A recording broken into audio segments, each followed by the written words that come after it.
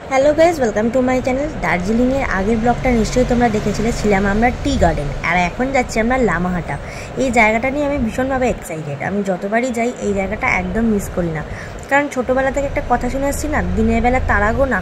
এখানে তারাগোনা নেই তো কী হয়েছে, কিন্তু দিনের বেলা বেশ অন্ধকার মেঘাচ্ছন্ন একটা জায়গা দেখা যায়। দেখো আমরা গেছি কিন্তু তখন দুপুর 1-1:30 বাজে, আর ওয়েদার দেখো ভীষণভাবে ঠান্ডা, আর মেঘ যেন একদম হাতের কাছে।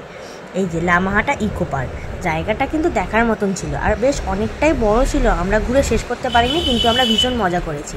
ওখানে ঢুকতে আমাদের টিকিট লেগেছিল পার হেড 20 রুপিস। টিকিটটা কেটে নিয়েই ঢুকেছিলাম, কিন্তু আমরা তো সবাই মিলে আগে ঢুকে গেছিলাম, তাই টিকিটটা আমি পরে হাতে পেয়েছি। তো যাই হোক, দেখো আশপাশটা কত সুন্দর, কত লোকজন আছে, আর একদম নির্ঝুম জায়গা। লোকজন থাকতে পারে কিন্তু কিচিরমিচিরটা ছিল না। আর এটা কি হচ্ছিল, ডাউন থেকে আমাদের আপে উঠতে হচ্ছিল। যত উঠছিলাম তত যেন মেঘটা হাতের কাছে চলে আসছিল, আর ভিতরটা পুরো ঘন অন্ধকার।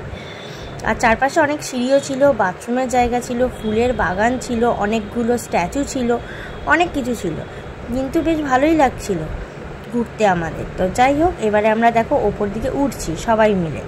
আসলে খাড়াই সিঁড়ি তো, তাই ধীরে সুস্থে উঠছিলাম, আর পায়েও বেশ ব্যথা হচ্ছিল, কারণ অনেকটাই ঘুরে ঘুরে উঠতে হয়েছে। যাই হোক, ভালো লাগছিল বলে আমরা থেমে থাকিনি, সবাইকে নিয়ে একটু একটু করে এগিয়ে যাচ্ছিলাম।